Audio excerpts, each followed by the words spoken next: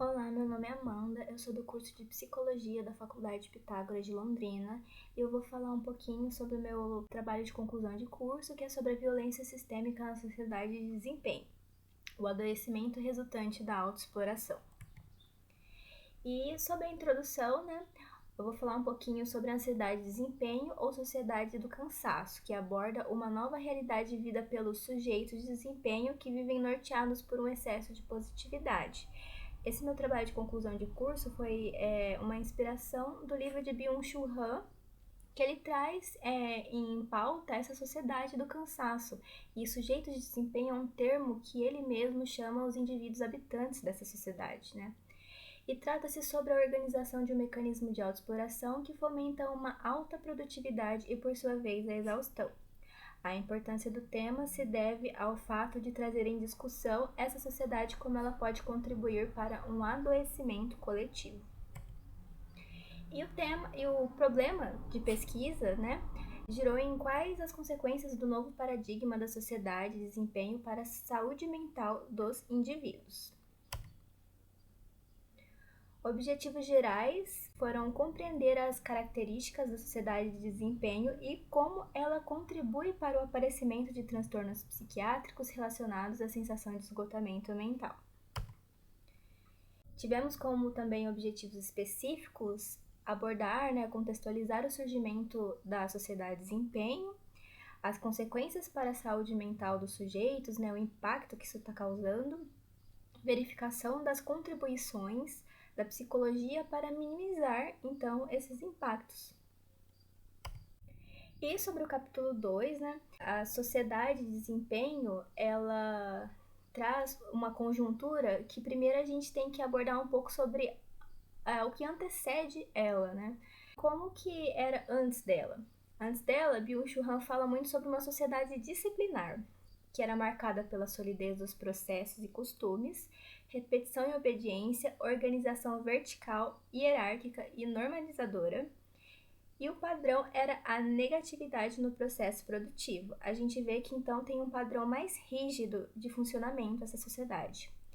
E a mudança de paradigma ocorre no momento em que houve o desejo de maximizar a produção.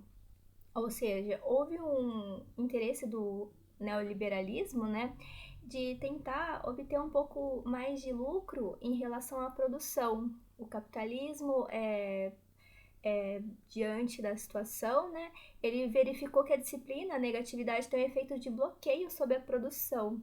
Então, como que a gente poderia resolver isso, E o Fordismo, ele é um exemplo dessa sociedade disciplinar.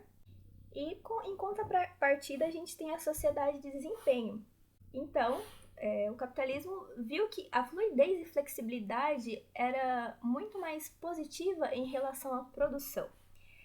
Projetos, motivação e iniciativa eram a força motriz e havia um excesso de positividade como padrão. Então, a produção começava a aumentar, pois a disciplina e coerção percebe-se não ser tão produtiva quanto a positividade da sociedade de desempenho. Gera maior eficiência e flexibilidade na produção do que a negatividade do dever. E como exemplo, a gente tem o toyotismo. E para a gente entender um pouquinho mais sobre o mecanismo desse novo paradigma, então a gente tem essa necessidade de produzir mais e melhor, que surge a partir dela um excesso de positividade, E o que é esse excesso de positividade? É o fomento a uma sociedade em que todos têm que estar sempre produzindo, realizando, e que tudo é muito possível, tem muita iniciativa, movimentação, tem que ter movimento, tem que ter muita iniciativa do trabalhador. E só depende da força de vontade do trabalhador. Esse que é o problema, Então, a problemática gira muito em torno disso, Dessa força de vontade que muitas vezes não depende apenas disso.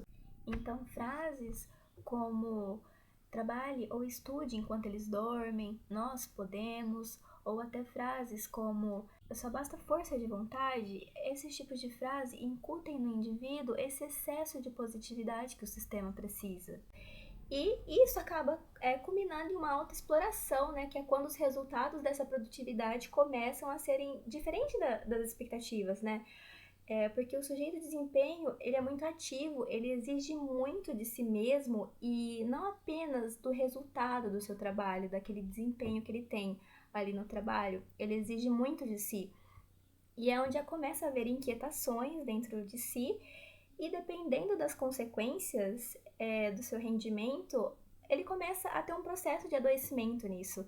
Então, é sobre isso que se trata esse novo paradigma e o estudo que a gente está tentando analisar aqui.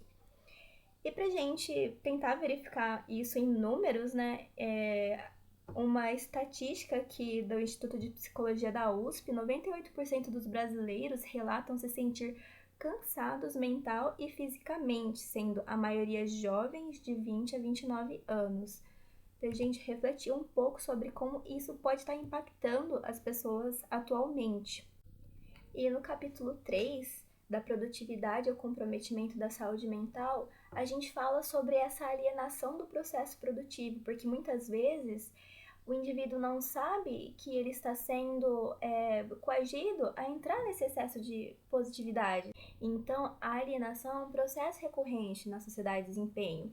E uma citação muito interessante do Byung-Chul Han que denota isso é que o sujeito acredita ser livre, porém continua disciplinado pelas exigências. Aí a observação dele é que o sujeito de desempenho se entrega à liberdade coercitiva ou à livre coerção de maximizar o desempenho.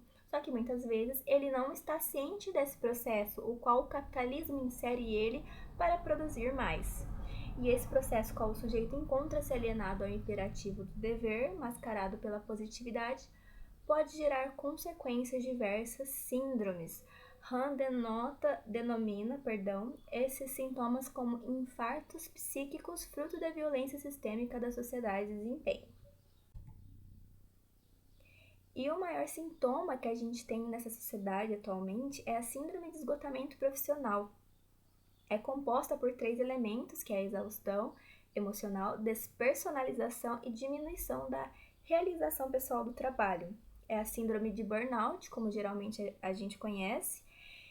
E uma observação muito interessante de Byung-Chul Han, né, é que o burnout é o resultado da concorrência absoluta.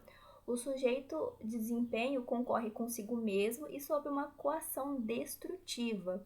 Se vê forçado a superar constantemente a si próprio e essa autocoação que se apresenta como liberdade acaba sendo fatal para ele. E continuando, né? Estudos também revelaram que altos níveis de burnout também estão associados a uma predisposição substancial a desenvolver comorbidades em saúde mental, além do aumento da ingestão de antidepressivos entre homens. E essas comorbidades não estão associadas apenas ao burnout, a gente também tem elas associadas separadamente, sabe? De acordo com a Sociedade do Cansaço, de Byung-Chul Han. Aí a gente pode ver a depressão, a ansiedade, o burnout, solidão, dependência digital. A psicologia abrindo caminhos. E então, sobre o quarto capítulo, né, a gente pode conversar um pouquinho sobre a interferência dos processos relacionais e de aprendizagem a partir desse novo paradigma, né? Então, a saúde mental constitui parte da subjetividade que, por sua vez, é tratada como objeto de estudo da psicologia. E o novo paradigma trouxe mudanças na sociedade que interferem nas formas de subjetivação, que mudam o indivíduo, a essência do indivíduo. E essas mudanças interferem na saúde e aprendizagem do sujeito. Por quê, né? A aprendizagem se dá pela relação dialética com estímulos que, quando exagerados, causam prejuízos na atenção e apropriação do conhecimento. Hoje, a gente vive uma era da informação, a gente tem muitos estímulos sendo jogados em nós, muita informação. E de fato, será que isso é informação? Será que há uma apropriação do conhecimento a partir de todos esses dados fornecidos, de todas essas informações que chegam até a gente? Porque uma coisa é um dado que chega até nós e outra coisa é a apropriação desse conhecimento. E isso pode causar prejuízos na atenção, porque quanto mais estímulos, a gente tem a tendência a não conseguir focar em todos eles. A atenção fica desprendida, então há um prejuízo nessa atenção. E prosseguindo, né? Então, esse movimento, fluidez e mudança pertencentes à atual conjuntura interferem na subjetividade e podem ser prejudiciais para o sujeito. E devido à ampliação da tecnologia, há um aumento da fragilidade dos relacionamentos atuais, falta de proximidade e conexões pessoais. E Jim Twenge aborda o aumento da depressão devido a um crescimento do individualismo e perda da conectividade social. Um comentário desse citado por Lery mostra como que esse movimento, essa sociedade que está em constante mudança, esse novo paradigma, está interferindo tanto nessa subjetividade do indivíduo. Então, para a gente ver como que é uma questão séria para a gente discutir. E a psicologia como agente de transformação, a gente pode também citar algumas técnicas que auxiliam no tratamento desses mecanismos de estafa mental. Aí a gente tem o mindfulness, o relaxamento e técnicas de respiração para o controle do estresse e ansiedade. A gente pode citar também a reestruturação de pensamentos para manejo de emoções e comportamentos disfuncionais, que é advinda da terapia cognitivo-comportamental, né? Aí também a ativação comportamental para pacientes porventura deprimidos, né? E a psicoterapia apontada por Lima e Dolabella como um fator importante para aumentar a competência emocional, o autoconhecimento e considerações finais, né? Então, como um todo, o trabalho, a gente verificou sobre a importância da compreensão do novo paradigma, o impacto na saúde mental dos sujeitos, a observância do estresse ou estafa mental como o principal sintoma da sociedade do cansaço, em virtude do esgotamento ocasionado pela demanda excessiva de produtividade, e a psicologia atuando na nova realidade como agente de transformação. E aqui estão as referências. Eu agradeço muito pela oportunidade.